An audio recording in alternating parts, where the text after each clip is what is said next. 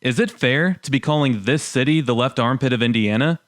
Or should a different city be given this title instead? Am I way off? Or did I hit the nail on the head? The criteria behind the crazy idea of calling a city the armpit of a state or a region can be quite subjective. Some people would associate the armpit of a state as being the worst city in that state. But in my opinion, an armpit of a state isn't necessarily the worst city in a state. Nope. However, it is a city that is run down, boring, kind of trashy, kind of ugly, kind of isolated, sluggish to declining economy. People don't want to live there anymore when they get out of high school. Maybe the town smells because of an old, towering factory. An armpit city of a state, to me, is a pretty sizable place, yet a city that is somewhat forgotten about as a place of importance within said state. Some states have multiple armpits, and Indiana is definitely a state that has quite a few. Anyway, throughout this video, I'll discuss why I gave this western Indiana city the title of being the left armpit of Indiana as the video goes along.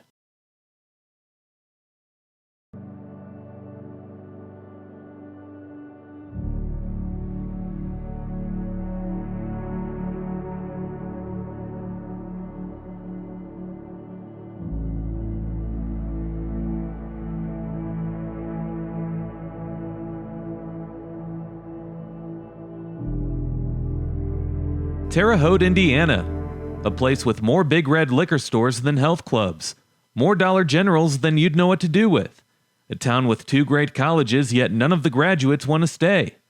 Well, at least the town looks pretty on a foggy fall morning, right? Some people say that Terre Haute has more strip clubs per capita than any other city in all of the US, which is a bold claim. With the Houstons and Vegases of the world, I don't know about that, but ask anyone around Indiana about Terre Haute, and that's what a lot of Hoosiers will say. Or how about this? What about the various nicknames that have been given to this place? Really, I'm being generous by calling Terre Haute the left armpit of Indiana. Other nicknames given to Terre Haute have been Sin City, the Dirty Haute, Terratucky, the Terrible Haute, the Terrible Hoax, Meth Haute, or even the Armpit of America. That's right, forget the armpit of Indiana, but the armpit of all of America. That's according to comedian Steve Martin. Anyway, a nicer nickname given to the town would be the Crossroads of America, with the National Road, aka US Highway 40, historically connecting Terre Haute with St. Louis and Indianapolis, along with US 41 connecting this place with Chicago. But that being said, Terre Haute is only like the 200th Indiana city to call themselves the Crossroads of America, so does that even mean that any of these places are actually the Crossroads of America? Because you can only have one of them, right? Well, here's a proposal. Maybe these Hoosier cities can settle it in a way that only Hoosiers can, where one person from each of these towns can compete in a free throw shooting contest, and the winner's hometown gets to keep that nickname. And maybe the town can put up a statue of their new town hero. Now that's a pretty good idea. Here's another good one though. It's also in the form of a competition. Maybe these cities can have their police departments represent them and see which city can seize the most meth labs. Either way, it would be pretty competitive. Okay, well, Terre Haute is located on the Wabash River just a few miles east of the Illinois border. It's not a large city, but it's not a small town either. Today there's about 70,000 people who call Terre Haute home. All in all, about 170,000 people live in the Wabash Valley, which is the name for the Terre Haute metro area. The region consists of 4 counties, those being Vigo, where Terre Haute is, but also Clay County, Sullivan County, and Vermilion County. We'll start the tour of Terre Haute by viewing the Vigo County Courthouse. It's Vigo, you idiot. No, it's not Vigo, it's Vigo. Anyway, the Vigo County Courthouse is more visible than ever when driving along the town's main north and south drag, which is 3rd Street, or US Highway 41. The courthouse stands 248 feet high. It was completed in 1888, built by the Terre Haute Stone Company. Of course, it was built with Indiana limestone, as there are dozens of limestone quarries within a close radius from Terre Haute. Vigo County formed back in 1818, and Terre Haute has been the county seat from the beginning.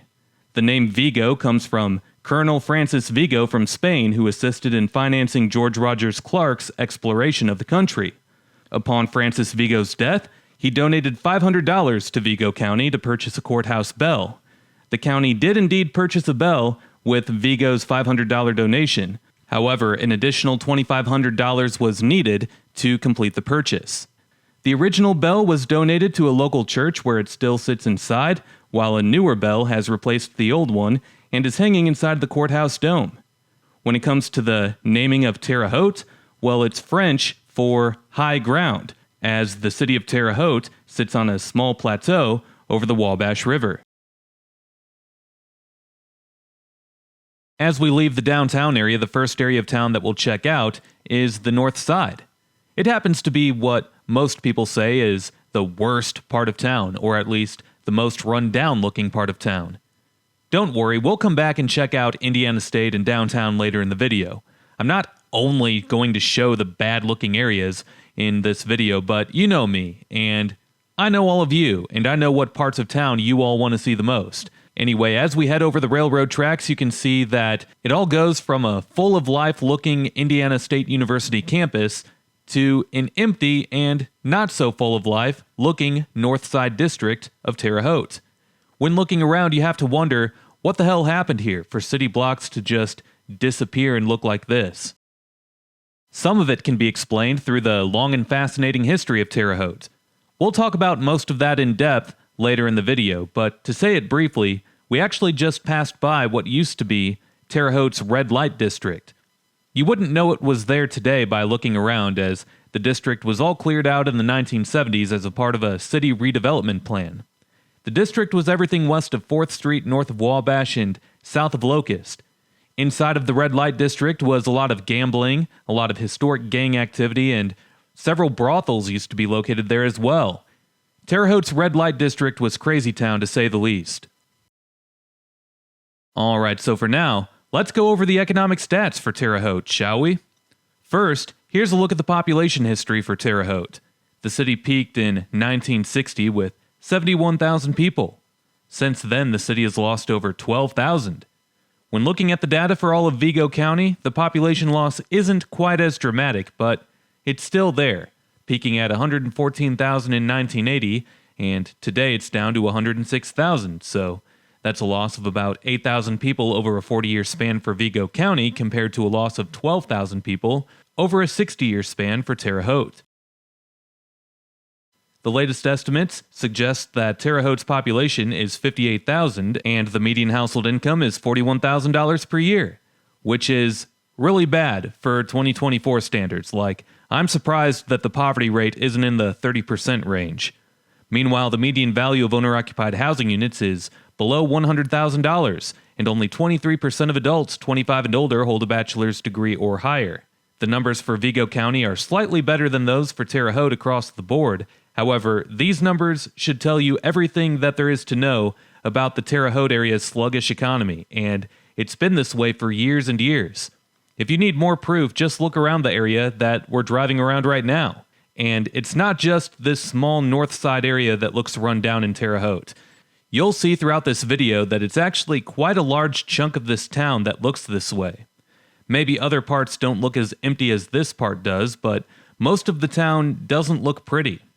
I just made a video on the small town of Greencastle, Indiana, which is about a 45-minute drive east of Terre Haute, and that town doesn't have an economy outside of its private college either, yet the median household income for that town is $10,000 per year more, and the poverty rates in that town are in the single-digit % range. So yeah, the economy is not good in Terre Haute.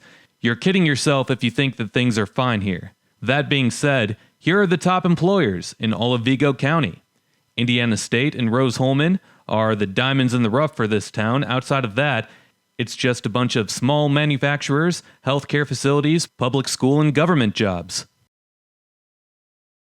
An honorable mention to the top 5 employers in Vigo County would be what's in 6th place, which is the Federal Correctional Complex southwest of town. It's hidden away from the city within the Wabash floodplain. It's owned and operated by the U.S. government, and it's one of 3 facilities in the country that has a death row. Well, back to the north side, as to the right we're passing by the Terre Haute Housing Authority, which is a Section 8 apartment complex just like it sounds. The area that we're passing through is a part of the 47807 zip code, which generally covers the central part of town. Looks like Indiana State wanted their own zip code. Snobs. Well, the 47807 is definitely the poorest zip code in town, if you will, with a median household income as low as $22,000 per year among the 13,000 people that live in this zip code. So that gives you a better idea of what the economic status is of a lot of the people who live in this part of town that we're seeing right now. Well, moving on now, as one of the things that often gets associated with Terre Haute is meth. Usually it's Hoosiers from other nearby cities that know the reality of not only this town, but also the entire state. In fact, here's a Reddit post from a college student a while ago on what he stumbled upon one day. Is that a man? Or a woman? Who knows? Well, the truth is that every sizable town in Indiana calls themselves the meth capital of the U.S. Head out to Muncie, same thing. I personally will never forget the story of a meth lab being seized in the bathroom of a Muncie Walmart. That happened about 10 or 12 years ago. But head on out to Kokomo, same thing. Head down to Clarksville, New Albany, same thing. Head out to Columbus, same thing. Richmond, same thing. Anderson, Marion, Indianapolis, Evansville. Meth is everywhere in this state. So while sometimes it's funny to sarcastically refer to a place by saying something like meth hote, well, it's unfortunate that it has gotten to be this way, really. And if you're from another town in Indiana, well, guess what? There's probably somebody cooking in your backyard too. I hope the fire department is ready, because Terre Haute is just a small part of the larger opioid problem in Indiana, especially the rural parts of the state. That's where it's found the most. Anywhere along the interstate highways, along I-70, I-65, I-74, I-69, any populated rural area like Terre Haute along an interstate highway in rural Indiana has this problem. Another Reddit post here, as it looks like whoever put this sign up was on meth. That's not how you spell excellent. Come on, Vigo County Schools. Well, let's do a Google search and see how many news stories on meth we can find in Terre Haute over the past year, eh? 10 pounds of meth recovered, 2 arrested following pursuit. 2 in custody after police find 2 pounds of meth in vehicle. 12 years in federal prison for Terre Haute meth dealer. 5 arrested in Vigo County meth and weed bust. Search leads to meth and gun charges. This one here looks like a large meth bust in the neighboring county. Terre Haute man arrested, stolen gun and meth discovered. Vigo County meth trafficker sentenced to 12 years. That last one might be a duplicate of the same story by a different news source, but all of those stories were from within this past year. Most of them were within the last 3 months, and those were 8 stories that I read off, so there's plenty more where that came from. It's sad. Now, when it comes to the crime rates in Terre Haute, the violent crime rate isn't terrible, being at 581 for every 100,000 residents. Sure, it's above average, but if you've watched my channel long enough, you've seen plenty of places with higher crime rates. When it comes to the property crime, however, it's one of the highest in all of Indiana, at 4,745 for every 100,000 residents. People like to steal things here, so if you live here, you better head on over to Best Buy and get like 20 AirTags for your stuff. Now here's a story from the one television news station in town, WTHI. Apparently, storage unit theft is common here, so maybe put all of those AirTags that you just bought at Best Buy towards stuff that you stash in your storage unit, eh? Looks like this guy's from Terre Haute. Crime sure does pay, my guy. Tell me about it. Looks like Donald Crime Pays Murray was charged with resisting law enforcement, reckless driving, possession of meth, maintaining a common nuisance, and auto theft back in 2022. Looks like he was arrested again back in 2020. And again a year prior when he was on an episode of Live PD and crashed a car into a tree when fleeing police. Now, this stereotype is true for not only Terre Haute, but for all of Indiana, really. Anywhere you go in this state, you can find it, which is why it's so funny to me to hear people from one place talk down about another like they do about Terre Haute in this state, when it's highly likely that their hometown is full of the same stuff. Now, I'm not saying that everyone from Terre Haute or from Indiana is a hillbilly with a crime pays tattoo on the forehead and runs from police until their drawers fall off. And of course, not every town or city in Indiana has a large portion of it that's trashy. Most people in Indiana, just like everywhere, are good people who go about life the right way. I lived in Indiana for 10 years, and as a result, I happen to know a lot of people from this state, and even a few who are from the Terre Haute area, for that matter, that have done pretty well for themselves and are good people. But like always, it's the negativity that gets the attention. You know, it's that whole shock factor. You've got to be honest. Some places around here, you could easily film a new episode of the Trailer Park Boys. Terre Haute's the type of place where spouses all the time have to explain to their significant other about how that one-night stand was with a second cousin, not their first. Big difference, you know. Or how about a family photo in front of the Confederate flag, eh? White boys in this town have their earbuds in walking down the street all the time, jamming to Eminem, and walk around with a strut as if their trailer park is off of 8 Mile. Did you know that the Vigo County schools, on top of not knowing how to spell excellent, they bring in a guy with a mullet to speak to all of the students once a year about the flat earth theory? His name's Travis. Okay, yeah, that doesn't happen, but there really is a day called Redneck Day at South Vigo High School where it's required to wear overalls and a red hat. Yeah, high school kids start growing their hair out during the summer to keep the tradition alive. Okay, I lied about that too, but did you know that this town isn't just full of rednecks? No, they have blue necks too. Do you know what a blue neck is? Well, it's a liberal redneck. That's right, so how about you stop assuming that you know people's values before you actually get to know the people? People?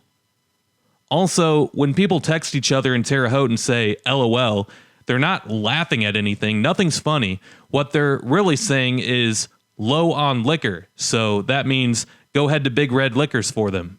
I mean, it shouldn't be that hard to find one here in Terre Haute. There's like 50 of them. Okay, well, I say all of that in good fun. But now we're in what is called the 12 Points Historic District. Today, unfortunately, it's a shell of its former self. Most of the buildings are empty. It has a crumbly, run-down feel to it, but there are some buildings here worth saving, like Harmony Hall, originally called the Garfield Theater. I'm assuming the name change was due to the fact that it used to be an adult film house because, well, it's Terre Haute. You can't lie, though. It would be cool to see some money invested in the 12 Points District. Some of the buildings are in use today, obviously, so there's definitely some life here.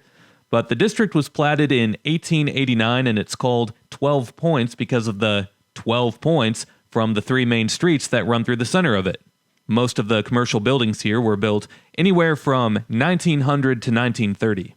The neighborhood hit its peak in the 1920s, and you could say that it was like a mini alternative downtown to Terre Haute's actual downtown. It's slowly but surely fallen apart since then. Recently, there have been some community efforts to revitalize it, so hopefully in the future it can continue to redevelop. Well, there's a little bit more to see here in 12 Points, but unfortunately with Terre Haute being a larger place, I can't fit everything that I saw on my visit to town into one video, so if you want to see more of what Terre Haute looks like, make sure to check out my second video on the place, which will be uploaded to my second channel called Chris Harden's Travel Archives, and once that video is uploaded, I'll have the link for it down below. That being said, we're now going to transition to seeing downtown since we haven't yet really looked at downtown Terre Haute.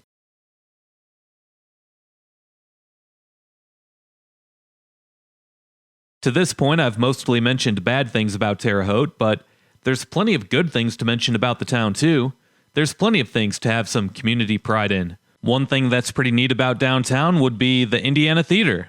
The theater opened in 1922 and is on the NRHP. Although it continues to be used as one of the city's best event venues, it was purchased by a local businessman in 2022, and based on news stories that I could find about the place, all efforts are being made to keep the Indiana Theater relevant and redevelop it to where it brings even more people into downtown Terre Haute. So that's all good and dandy. Going backwards a little bit now in the driving tour, as here's the block that we passed by before approaching the Indiana Theater. In this block is the Swope Art Museum, which has around 2,500 works of art inside of it. So if you're passing through Terre Haute on I-70 and all of the cornfields that you passed by are just making you sick in the head and you need a change of scenery that bad, well, why not stop by the Swope Art Museum, eh? So yeah, there's definitely some cool things to check out in Terre Haute if you know where to look. Downtown is scattered with nice eateries here and there as well, as you've seen, and as you'll continue to see, but you'll also see quite a few empty buildings. You know, some parts of downtown look pretty run down, but I see potential with Terre Haute's downtown. You have Indiana State University right here too, so there's definitely potential, but downtown still has quite a ways to go to reach that full potential, in my opinion. Now that we're in downtown, let's talk about the history of Terre Haute, as the town has a long and fascinating past. As we continue to drive around downtown, I'll take awkward pauses in the history timeline here and there to mention what we're passing, but otherwise, here we go. Today the town might look like a boring city with not much happening today. It might look ugly in parts, but for a city of its size, being out in the boonies, so to speak, the town really does have some rich history. Some of you might not expect it. Some of you probably know that there's some interesting history here, but maybe you didn't look into all of it. But we'll start with the beginning. The village of Terre Haute was platted in 1816, starting as a port city along the Wabash. The Wabash was a big enough river to be navigable, and that strongly worked in Terre Haute's favor because back then, the quickest source of transportation was by boat. Well, the city quickly became an agricultural mecca, with the pork packing industry becoming the first major industry to operate in town. It's said that the Wabash was lined with slaughtering houses by the mid-19th century. In 1835, the National Road was built through Terre Haute, which is US 40 today, and that was the first major east and west highway that was built in this country. So that was a big deal. In 1849, the longest canal in the US was built, that being the 468-mile-long Wabash and Erie Canal, making it possible to ship products between the Gulf of Mexico and the Great Lakes. In 1852, railroads were built, making Terre Haute a major junction for rail lines. In 1853, Terre Haute reincorporated as a city. At this point, with Terre Haute becoming a transportation hub, it made it easy for Easterners to travel to the city and make a new home here. By 1870, Terre Haute was a blue-collar boomtown. Major industries continued to develop, including coal mining, iron and steel mills, the making of corn products, glass making, distilleries, and breweries. In 1870, Vigo County was a jack of all trades, with it being ranked third in the state in coal mining and fifth in manufacturing. By the end of the 19th century, industry had such a presence in Terre Haute that when it snowed, the flakes would fall black. That's right, pollution was that heavy. Sometimes people would call Terre Haute the Pittsburgh of the West due to all the industry, and Terre Haute was attractive for industries at first due to its location and due to the transportation infrastructure that connected Terre Haute with the rest of the world at the time. Once again, we're passing by the Indiana Theater with the Swope Art Museum on the opposite side of the street that we're on. Well, now comes the part where Terre Haute was called Sin City, one of the town's more famous nicknames. It's something that I've always wondered why that name was the way that it was. I've heard things here and there, but after researching for this video, it all makes sense. Well, let me explain. Sometime in the late 1870s, gambling houses and brothels started to appear in Terre Haute. They also happened to gain the attention of the national media, which is when Terre Haute started to gain a negative reputation, and quite frankly, the town has continued to have an overall negative reputation since then. Add in the gang activity that occurred here within the Prohibition era. Lastly, the KKK once had a strong presence here, holding the largest KKK rally in all of Indiana back in 1923, with as many as 5,000 supporters parading through the city during that rally. Anyway, back to the gambling, a lot of the activity happened in what became known as the city's red light district. Now, I touched on that earlier, but I'll mention it again. The red light district was everything that was west of 4th Street between Wabash and Locust.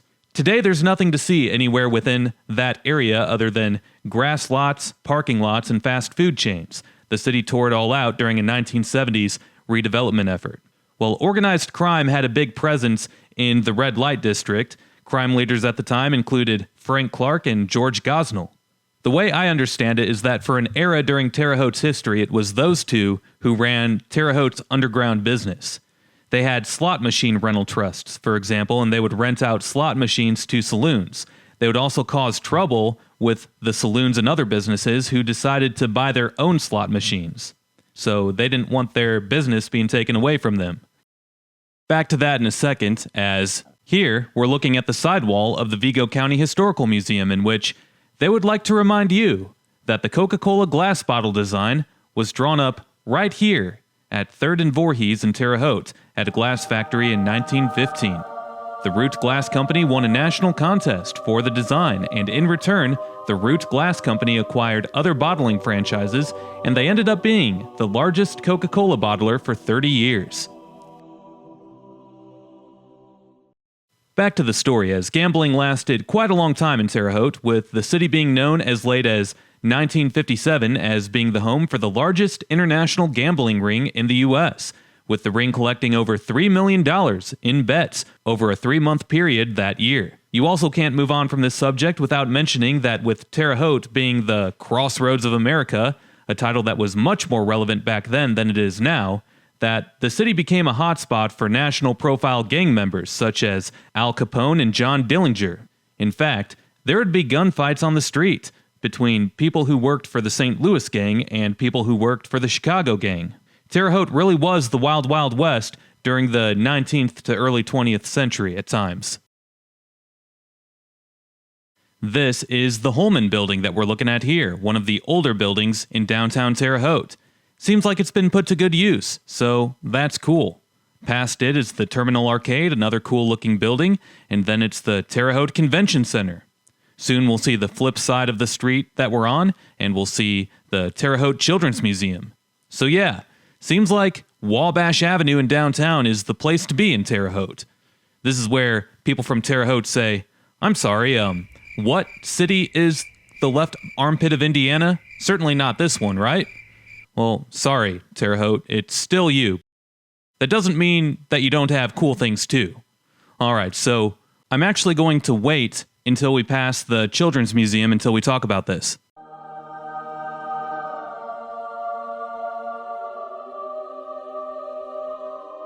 Okay, so yeah, here we go.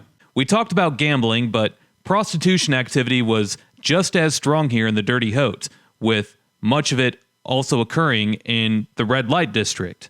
It's believed that in 1916, Terre Haute was home to as many as 60 brothels, 400 madams, with as many as 1,000 sex workers.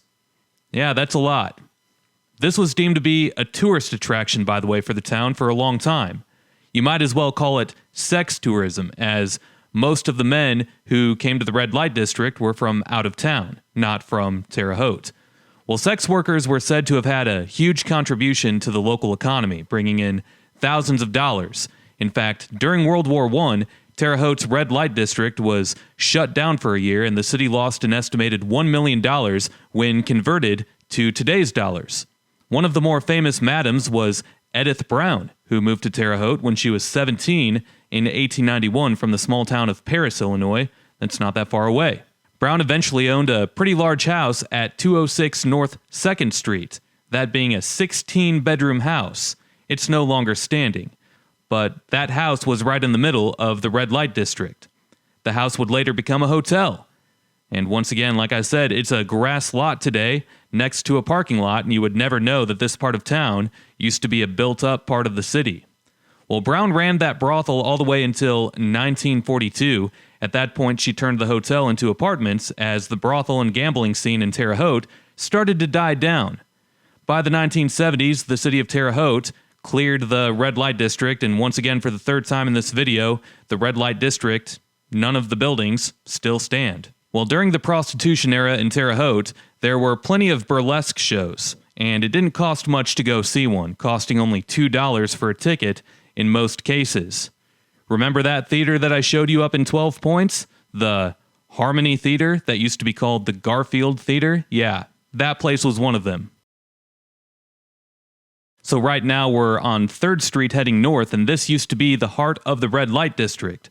3rd Street carries U.S. Highway routes 41 and 150, but back then, US 41 traveled along 7th Street, so maybe a part of the redevelopment plan that tore apart the red light district was this mega 6-lane highway to help traffic move more quickly through downtown Terre Haute.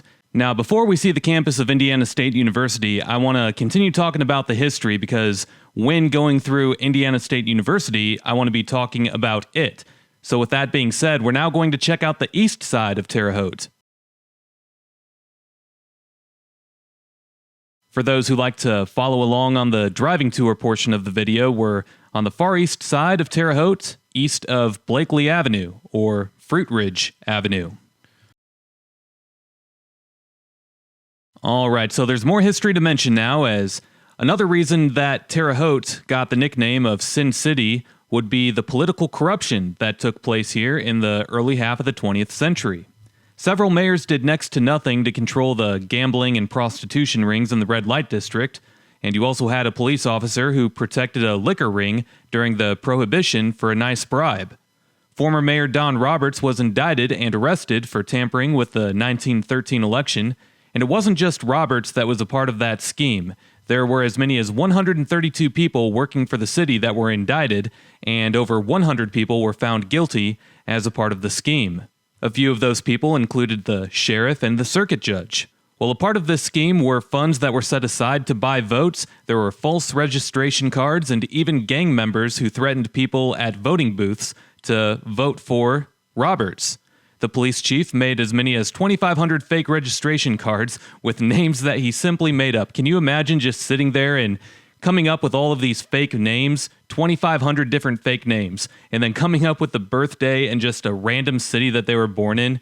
That's actually really comical that someone sat down and put in all that work. Well, additionally, there were even attempts to frame people who didn't conform to voting for Roberts by having them arrested for possession of a deadly weapon, for example. More of that in a second, as I've always thought that this was a neat-looking stadium. Memorial Stadium was built back in 1924. It's been renovated multiple times since then. Today, the stadium seats over 12,000. Initially, Memorial Stadium was built for minor league baseball. A team called the Terre Haute Tots was the first team that played in this stadium. There were 2 other minor league teams, one being the Terre Haute Phillies, a farm team for the Philadelphia Phillies, and the Terre Haute Huts, a farm team for the Detroit Tigers. Minor league baseball was in Terre Haute from 1883 to 1956. Since 1967, Indiana State has been using Memorial Stadium. Although the stadium looks nothing like it did when it was built in the 20s, it really just has a nice historic vibe to it. Plans have been discussed to build a new stadium that would be on the ISU campus, and that would mean that the old Memorial Stadium would be razed, which would be a shame because, in my opinion, the best thing about Terre Haute is its history, so why not preserve it as much as possible to help the town have some good culture? Alright, well, back to the history, as it wasn't everyone who was in office for Terre Haute during the early 20th century that was corrupt. There were actually some mayors that wanted to do things right. It's not like they had the power to do much, though. In 1906, Mayor Edwin J. Bideman was impeached on a 6-3 vote by the city council. The reasons for Bideman's impeachment were for not trying hard enough to shut down the red light district, but the people who lived in town at the time made it really difficult for anyone to try to stop them. For instance, an ordinance was placed stating that saloons must be closed by 11 p.m. during the week and for all day on Sunday, but of course, none of the saloons followed that ordinance. They would stay open all night, and they would even stay open on Sundays. Bideman had another ordinance that didn't allow for slot machines to be located on the first floor of any business, but he did permit gambling upstairs. Regardless, places didn't follow that rule either.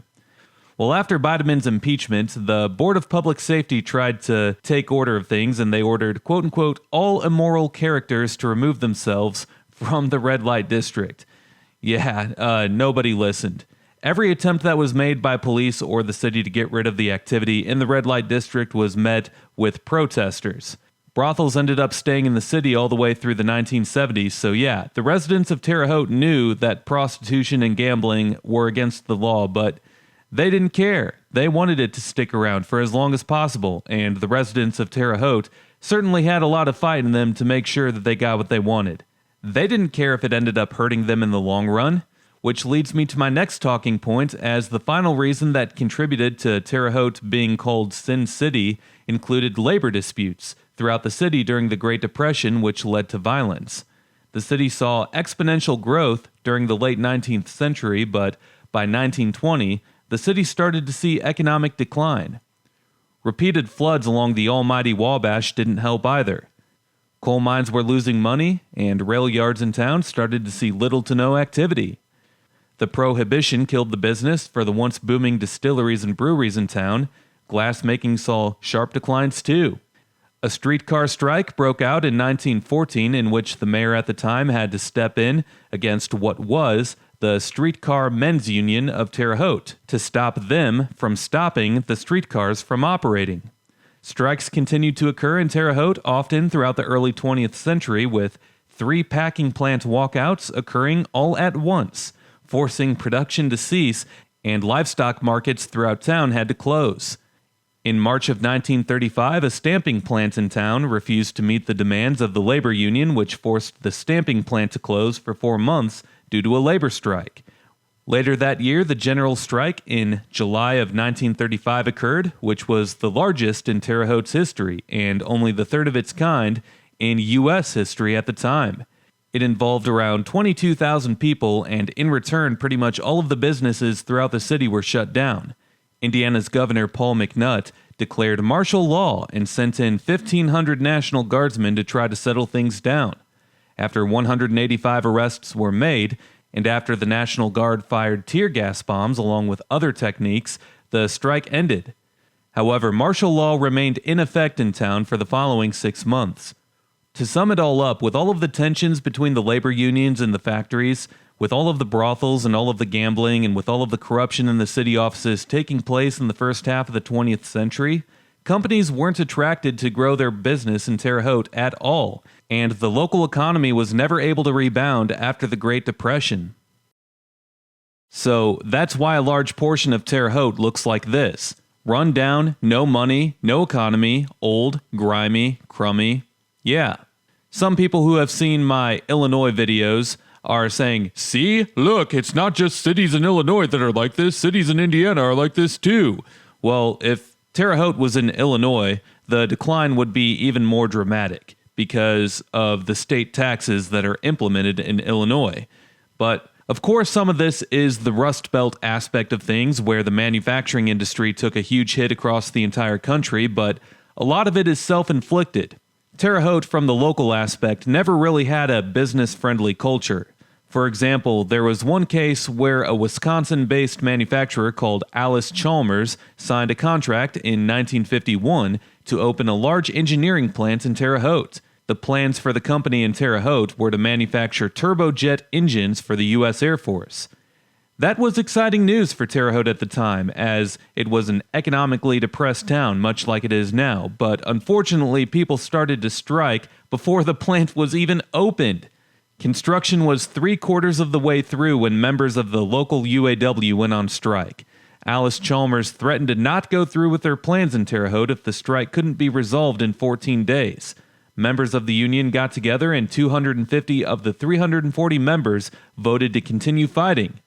Amazingly so, Allis-Chalmers continued on with their plans to operate out of Terre Haute despite the protesters blocking traffic during the strike to enter the plant. The town's residents basically made it the most difficult task for a company to open up in town, which once again goes back to my point of how companies were not attracted to operate or set up shop in Terre Haute. This story justified other companies' decisions to stay clear of Terre Haute. Anyway, production at the Allis-Chalmers plant in Terre Haute ended up operating at a much smaller scale than what was previously envisioned, which of course meant fewer jobs. Most of the turbojet engines that were planned to be built at the Terre Haute plant ended up being manufactured elsewhere. There were as many as 3,500 people that were expected to be employed in Terre Haute, but only 700 jobs were created instead. Less than 25% of the original.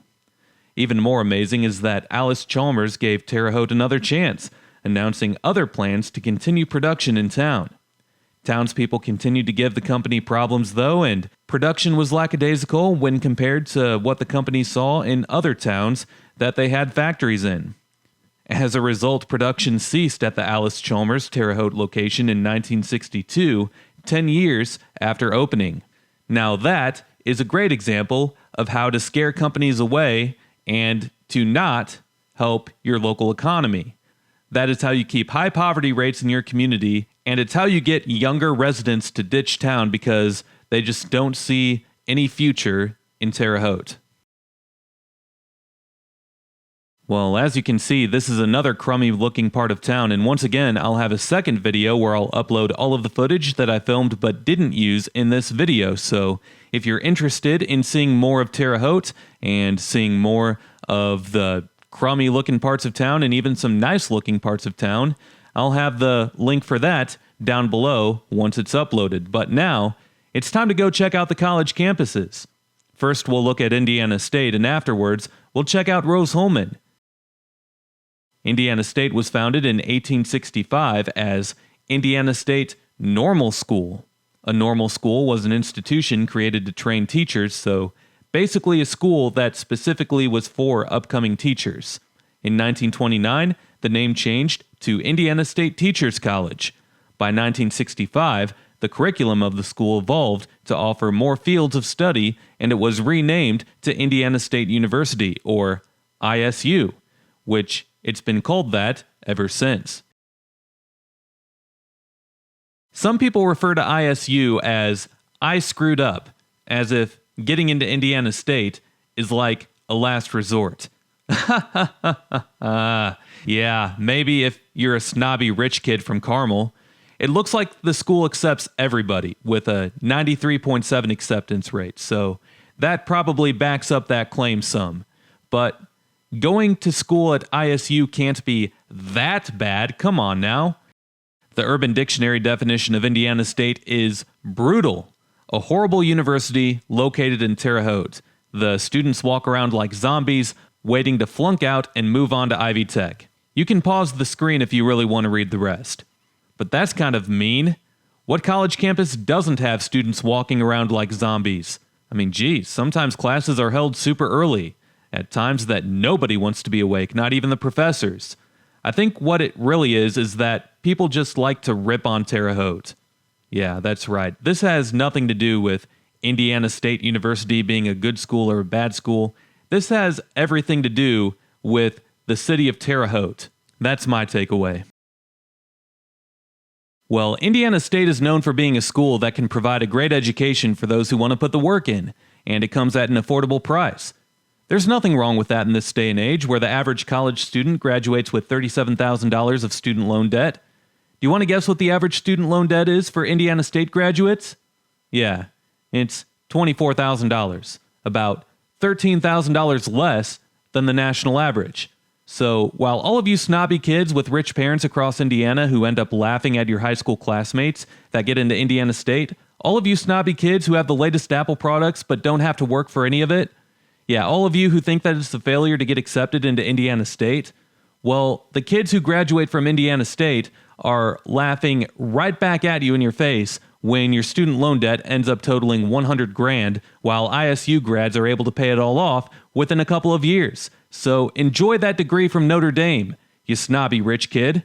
A degree is a degree this day and age anymore. You can be successful in whatever field you want, and it doesn't matter how you choose to get there, whether it's I screwed up university or whether it's I'm really the one who screwed up my long-term finances university. Doesn't matter. I'm really just sticking up for the little guy here. The little guy being Indiana State University. Yeah, I have no affiliation with this school, but I do have an affiliation with being the little guy who was doubted growing up. That's right, so if you don't get straight A's in high school or do the best on the SAT, well, guess what? You can still get into a school like Indiana State and do well in life. Screw the haters who call ISU I Screwed Up University. Whatever. Okay, well, moving on now. Just like with any large state-funded school, there's a long and strong list of notable alumni. One would be the host of Inside Indiana Business, Gary Dick, former president of Indianapolis Motor Speedway, Tony George, and easily the most celebrated alumni, Basketball Hall of Famer, Larry Bird. There's a street named after him on campus, and there's a statue outside of Hulman Center, which is the school's basketball arena. In fact, we're on Larry Bird Avenue right now, with the Hulman Center straight ahead, and the statue is on the southwest corner of the Hulman Center at the intersection with Cherry and 8th Street. Oh yes, there it is, right there, the celebrated Indiana basketball legend, Larry Bird.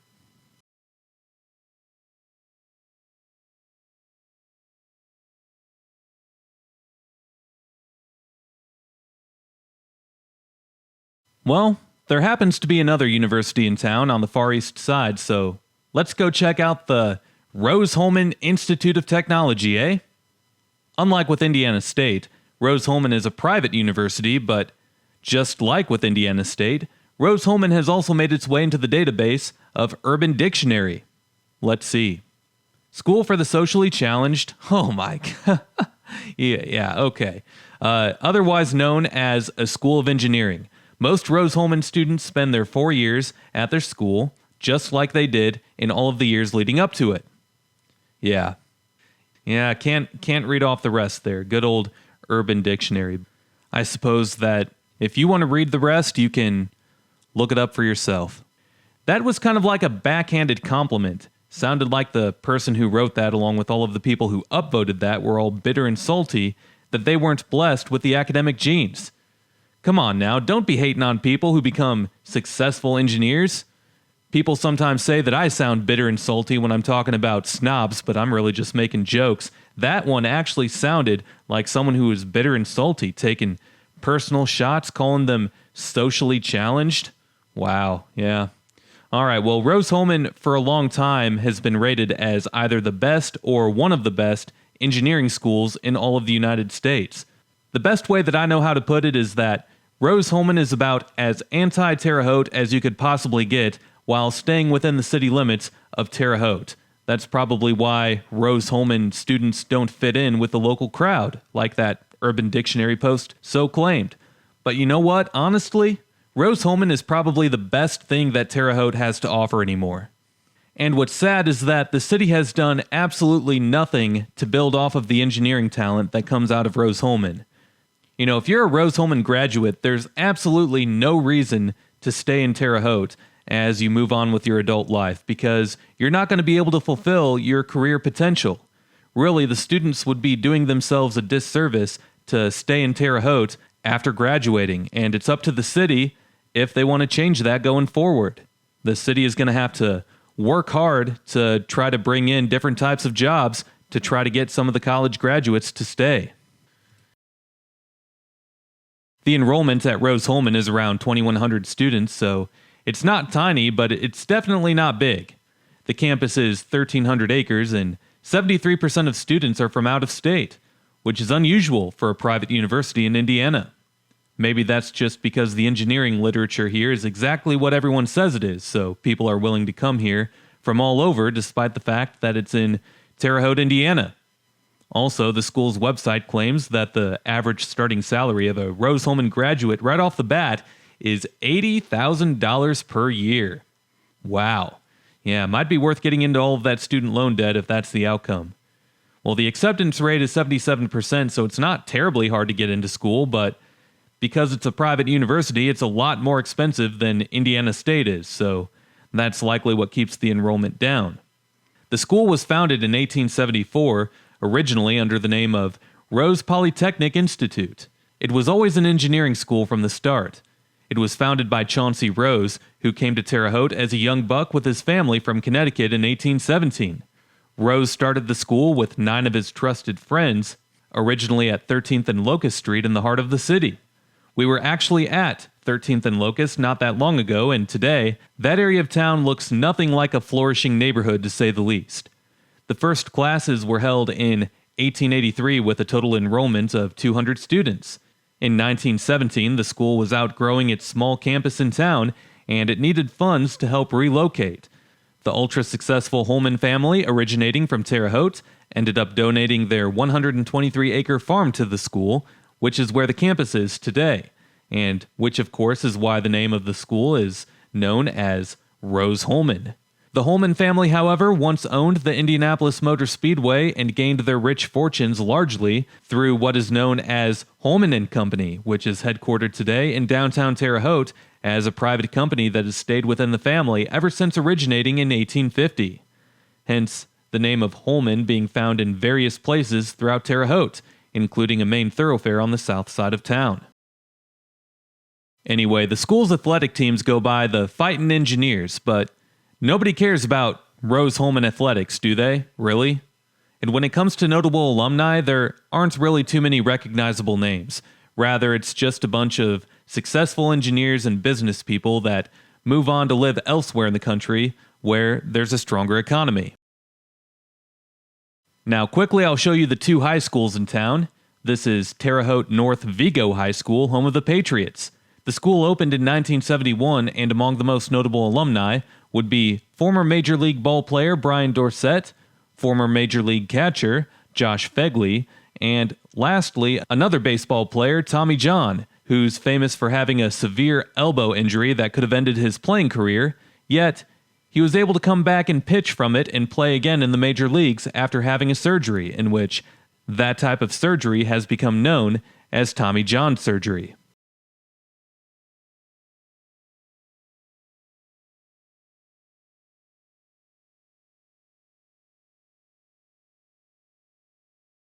The other high school in town would be Terre Haute South Vigo High School, home of the Braves. This school also opened in 1971, and among the most notable alumni includes former NFL and college football coach Cam Cameron, along with up-and-coming country music artist Dylan Schneider. Now, there is a third high school within the Vigo County School District, that being West Vigo High School, but that is pretty far west from the main city of Terre Haute. It's even west of the city of West Terre Haute, so that's pretty far out of the way.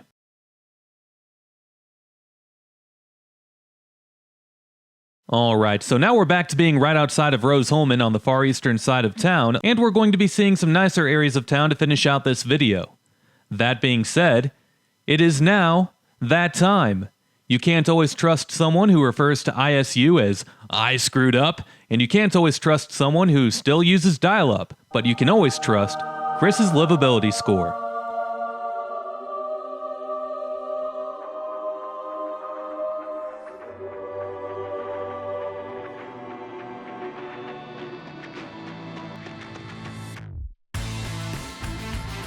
The first category is education.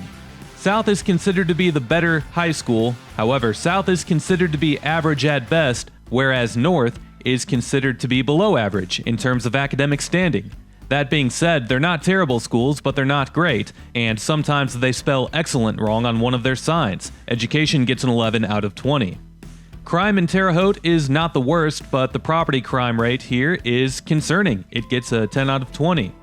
Downtown Terre Haute has some cool things, but you can't ignore that half of it feels run down, so for being a primary city of a metro area that's home to 170,000 people, downtown gets a 10 out of 20. It's as average as a downtown gets. Next up is economy, and the economy of Terre Haute is terrible. The poverty rates here reflect that, and so does the continuous population decline. It's not just the city that's been declining in population either, it's the county as a whole that has started to see population decline, and the surrounding counties. So economy gets a 4 out of 20. Recreation is next, and there are some okay hiking spots that you can drive to within an hour from Terre Haute. The Wabash River provides some recreation if you're into canoeing, kayaking, or fishing. The city has some nice parks like the one that we're in right now, but really Terre Haute lacks strongly in this area. It gets a 6 out of 20. Next up is history, and I clearly spent a lot of time mentioning the strong history with Terre Haute. Now, some of it might be dark history, but it's interesting nonetheless, and it gives the place an identity. even if it might be a bad one. The history is interesting, you can't deny it, so Terre Haute gets a 16 out of 20 on the history for a city of its size. Amenities in Terre Haute, in my opinion, are not that impressive at all. When you look at the collection that it has altogether, I like to have a larger selection of the mid to upper tier amenities available in a metro area of 170,000 or so people. The fact that there are so many low-end amenities and not that many in that mid-tier to upper-tier range is really just another reflection on the sluggish to declining economy of the Terre Haute area. Businesses in that mid to upper-tier range can't justify opening up shop in Terre Haute because they won't get that much business, so amenities gets a 5 out of 20. Cost of living is the last category, and that's easy to grade. Do you want to guess what it is? It's a 20 out of 20. It's Terre Haute and it's Indiana, so it's cheap. All in all, the Chris Livability score for Terre Haute, Indiana is 82 out of 160, putting it towards the bottom out of all of the cities that I've done this for so far.